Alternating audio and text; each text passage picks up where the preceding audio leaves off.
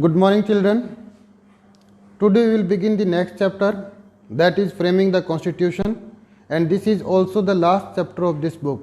So in this chapter we will read how the constitution was framed for India, what were the happenings, what were the major bills which were introduced in the Constituent Assembly, and how they became the law, what kind of debate took place at that time, that we are going to discuss. We are also going to discuss what were the opinions of the different leaders who debated for these laws in the Constituent Assembly, and how the Constituent Assembly was framed. So that all we will discuss in today's lecture. Now, framing the constitution, the beginning of the new era. Why it is called a new era? Because India got independence and now India can frame their rule. Indian people can frame their rule for their country.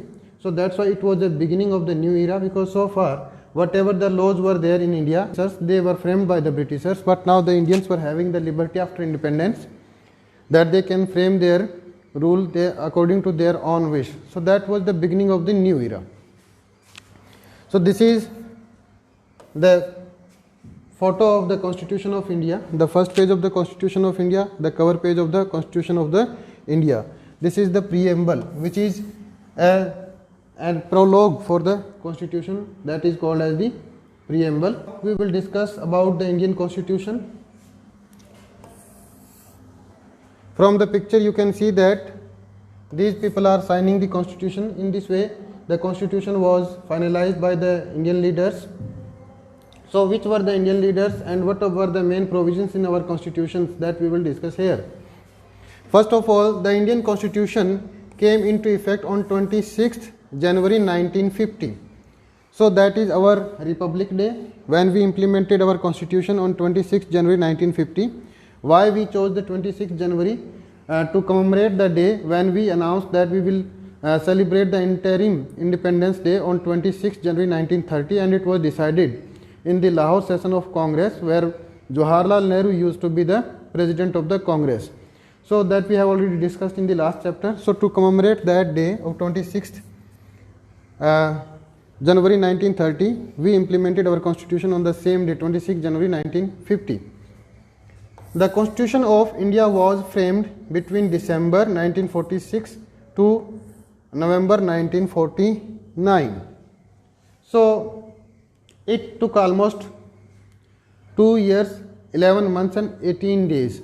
So on 26th November 1949, the constitution was ready, but it was not implemented. It was implemented on 26th January 1950, just to commemorate the day of 26th January 1930. So the total time in making of the constitution was 2 years, 11 months and 18 days.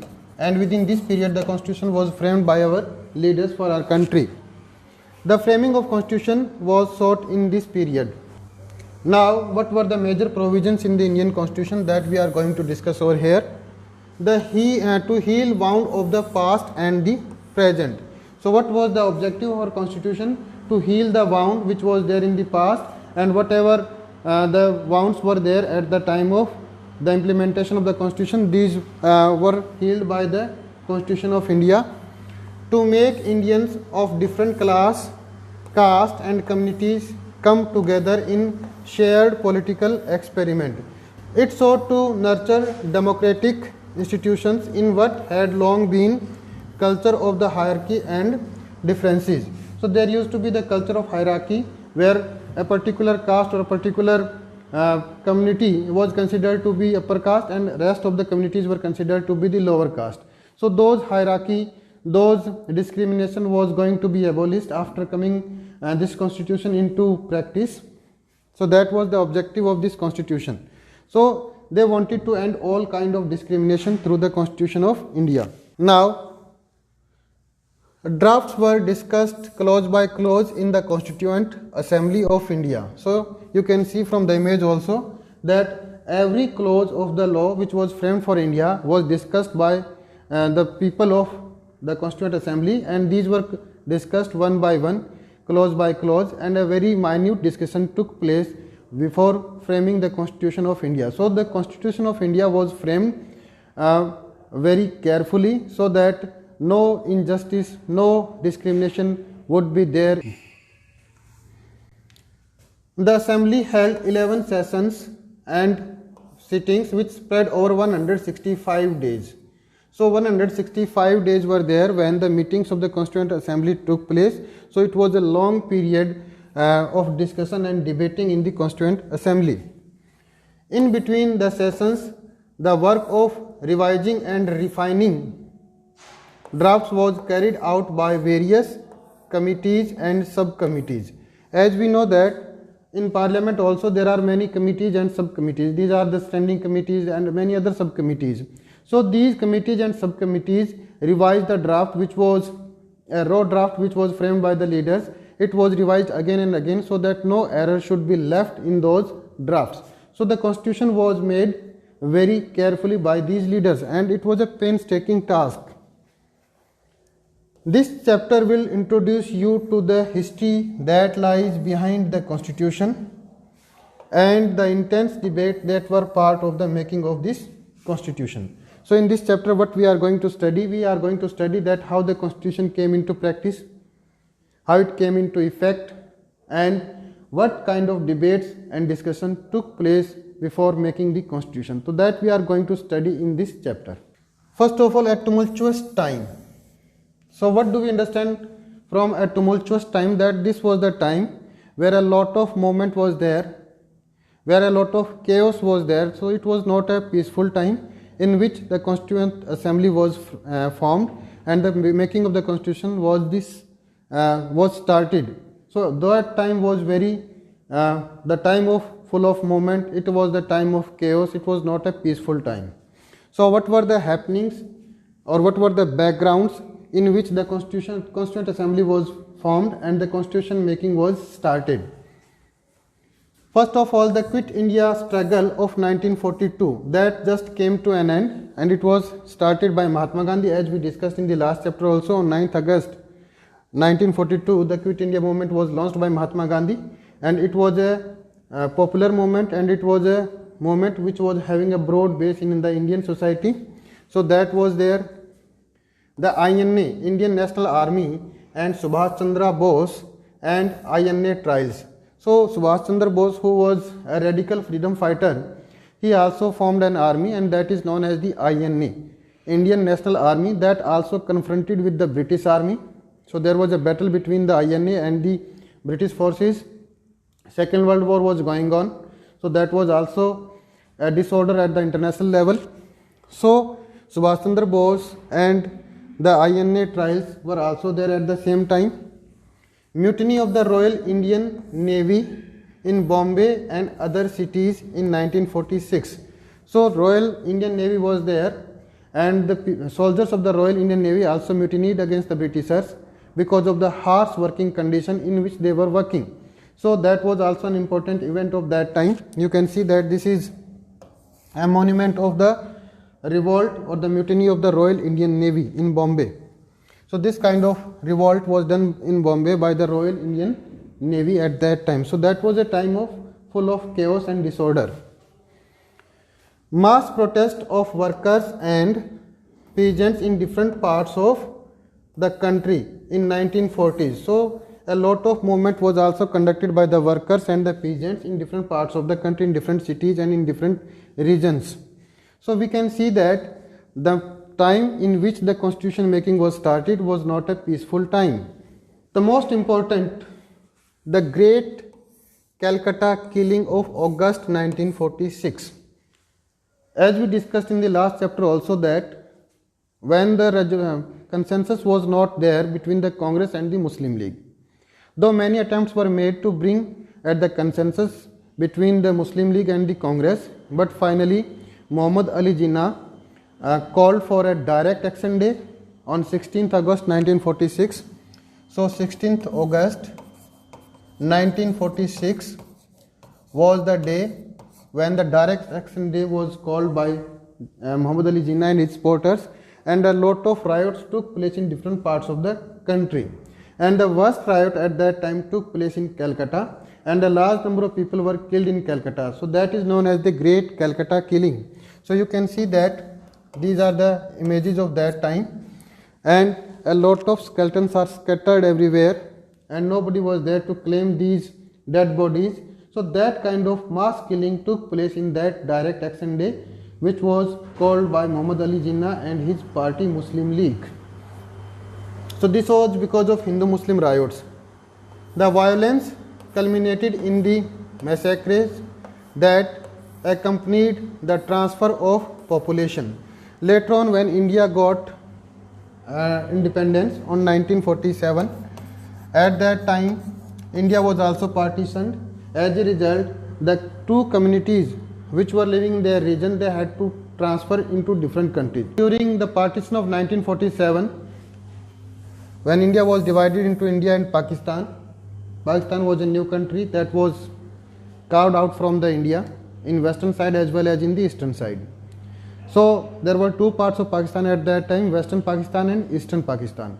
So in Eastern and Western Pakistan, where the Hindu population was living, that had to migrate to India, and the Muslims who wanted to go to Pakistan, those have to migrate from India to Pakistan. So a lot of migration took place between India and Pakistan. A lot of transfer of the people were there from one part to another part, and this was the largest migration of the world. So a number of people were transferred from one region to another region. So that was also taking place simultaneously when the Constituent Assembly was having its meeting for framing the constitution. So that was the time which was full of movements, full of chaos, and it was not a peaceful time when the constitution was framed. When the partition of India was announced, a lot of chaos was there. So again we will read about the tumultuous time, a time which was full of disorder. And you can see that there are two images. This image is of the partition, when the people were migrated from one part to another part, from India to Pakistan and vice versa from Pakistan to India. So people were going in this way. The trains were full of people, these were overcrowded, as well as the people were also migrating from one territory to another territory on foot and some other methods they were migrating, and a lot of killing was also took place at that time when the population was migrating from one part to another part. And the second, you can see that here Jawaharlal Nehru was giving his famous speech, that was the Tryst of Destiny, and it was announced in the night of 14th August at 12 o'clock that India got its independence. So that famous speech was given by Jawaharlal Nehru in the Constituent Assembly. So this is the image of that. On 15th August 1947, India had been made free, but it had also been divided. That we have already discussed, that India was divided into India and Pakistan. Millions of refugees were on the move, Muslim into East and West Pakistan, Hindus and Sikhs into West Bengal and the eastern half of the Punjab. So maximum migration took place in Bengal as well as in Punjab, and a lot of violence took place during that migration, and a number of people were killed during that migration.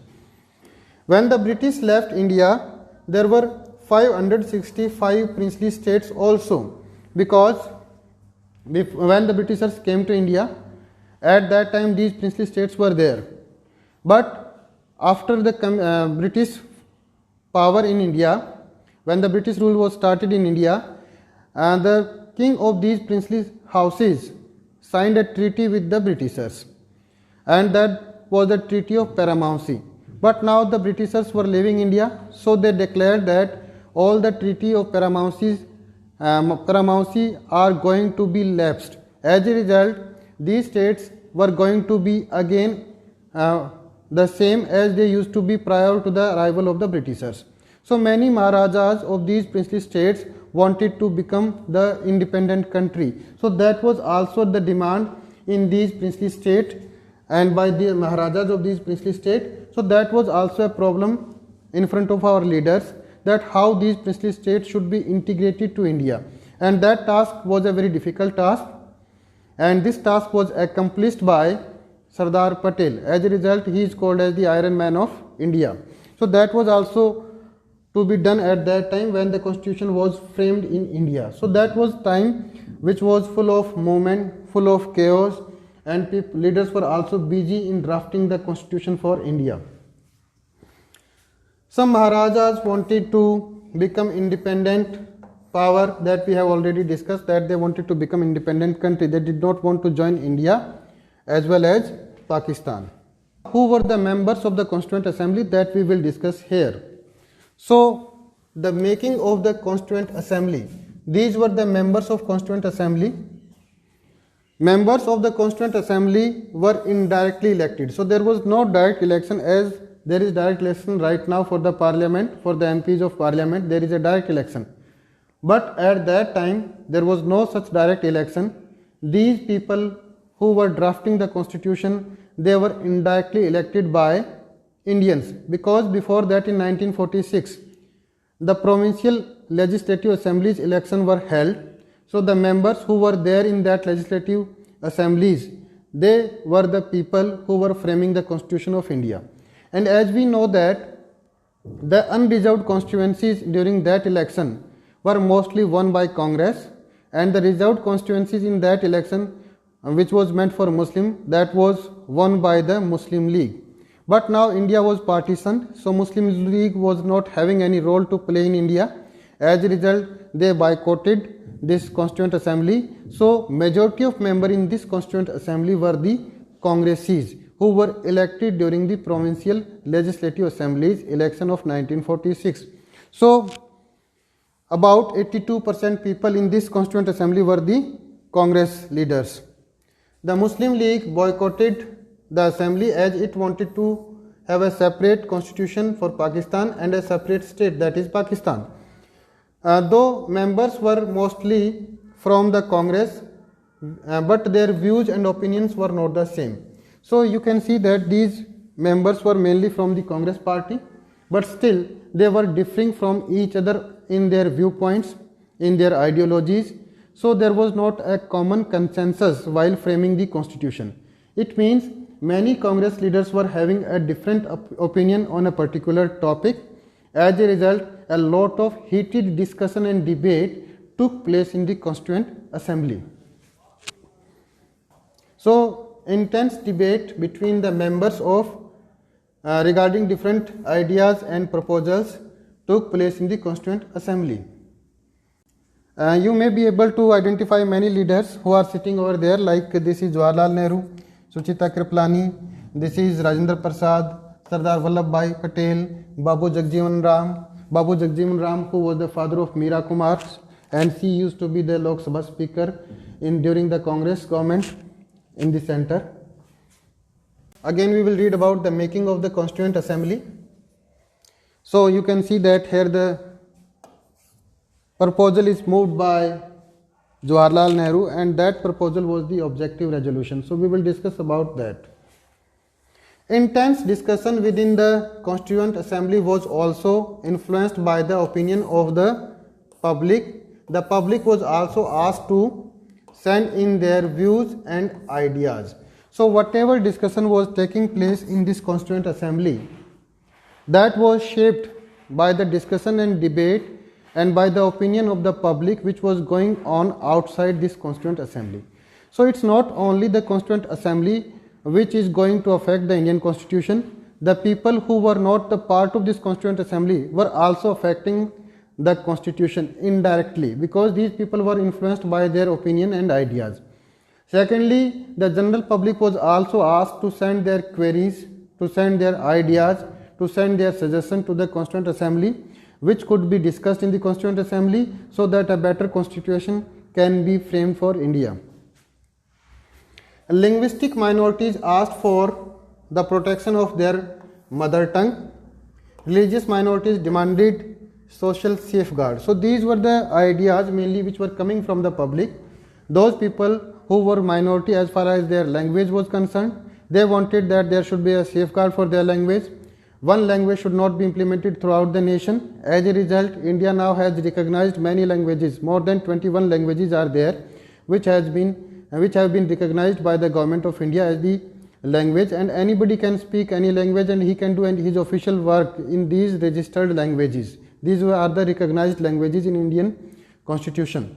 So this was the fear of these linguistic minority people, that they should not be dominated by either Hindi or English, their language should also be respected. So that suggestion came from the public, and that was also implemented in the Constituent Assembly. Secondly, there used to be many religions, because India was full of diversity and it is still full of diversity. There are many religions. So they believed that religious majority people would be dominated after independence. As a result, the religious minority people would be suppressed. So they also wrote about their fear to the Constituent Assembly, and a proper safeguard they wanted. They wanted some kind of the safeguard where the minority could be protected. Like there are many safeguards till date, like Minority Commission is there, but at that time they were demanding the separate electorate, which was implemented in India by the Britishers. But separate electorate, however, was not accepted by the leaders of the Constituent Assembly. So that we will also discuss why the separate electorate demand was not accepted by the leaders, what were their viewpoints, that we will also discuss. Dalits asked for the abolition of caste suppressions. Dalit means the lower class people. They believed that they were suppressed for thousands of years.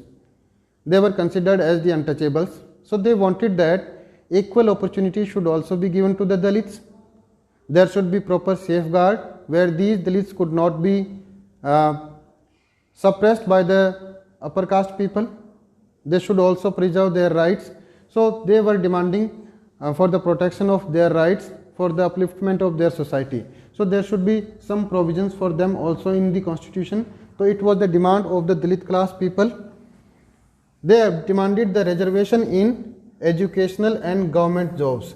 And we can see that there are reservations for the government jobs, as well as there are reserved constituencies, and these reserved constituencies and reservation in the government job is there for the Dalit, for OBC, for SC and ST. So that was also materialized on the demand of the people and the representative of these people who used to be there at the time of debate in the Constituent Assembly, like B.R. Ambedkar. There were many leaders who demanded the safeguards and special rights for the Dalit class people.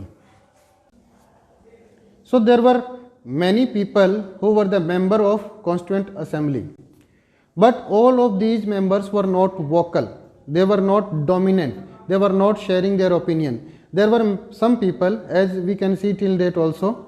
Now also we can see that in Parliament everybody is not speaking for their people. Everybody is not that dominant. There are some people who speaks more than other people, who give their viewpoint in the Parliament more than other people, and they always remain in the Parliament. The same way the things were also there in the Constituent Assembly. So there were many members in Constituent Assembly, but everybody was not that vocal and dominant. Some people were more dominant in the Constituent Assembly, and we are discussing about these people. Who were these people? So you can see from the image and you will get an idea that these were the people who used to be dominant in the Constituent Assembly. First of all, we will discuss about Rajendra Prasad. Rajendra Prasad was the chairman of the Constituent Assembly, and as the work of Lok Sabha Speaker is there right now, the same kind of function was also that kind of role was also played by Rajendra Prasad, and his main task was to steer discussion, to bring consensus among the debating people. So that was the work which was done by Rajendra Prasad. This is Vallabhbhai Patel. Vallabhbhai Patel did not work in the forefront, and mainly he was doing his work in the background. He was making the draft for the Indian Constitution. So he was not openly debating the different things, but still he was a very dominant person in the Constituent Assembly, and mainly his work was in the background of the Constituent Assembly. Then Jawaharlal Nehru. Jawaharlal Nehru played a crucial role in making of the Constitution of India, and he moved the Objective Resolution. Objective Resolution was a document which was moved by Jawaharlal Nehru, which laid down the guidance or the guideline or the roadmap for the Constitution of India.